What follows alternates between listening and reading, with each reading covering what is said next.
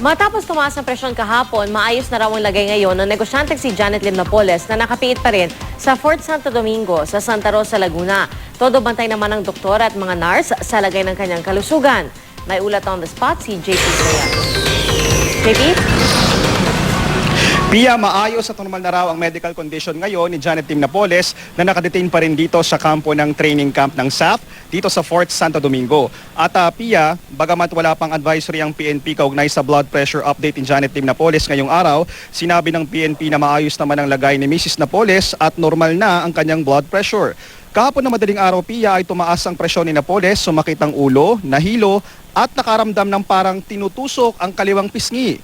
Kinailangan siyang painumin ng gamot kahapon para lang bumaba ang blood pressure. Under close monitoring ang medical condition ni Napoles. Sabi ng PNP, Pia, may doktor at nurses ang may sapat na kakayanan ang naka-assign sa kampo ng SAF ang kayang tumugon sa medical condition ni Napoles. Dati na raw naka-assign ang medical team na yon dito sa SAF at hindi nilagay para lang kay Ginang Napoles.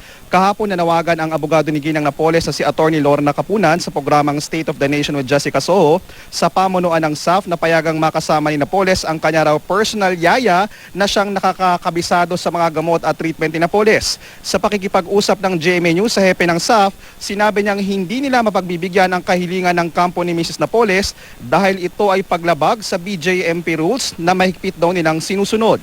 Kaya naman daw tugunan ng doktor at nurse ng SAF ang anumang pangangailangang medikal ni Ginang Napoles. Kumonsulta na rin daw ang doktor at legal counsel ng SAF sa Makati RTC kaugnay sa medical condition ni Napoles at ayon sa SAF, wala raw hospital arrest na mangyayari ngayon at mananatili pa rin dito si Ginang Napoles sa Fort Santo Domingo.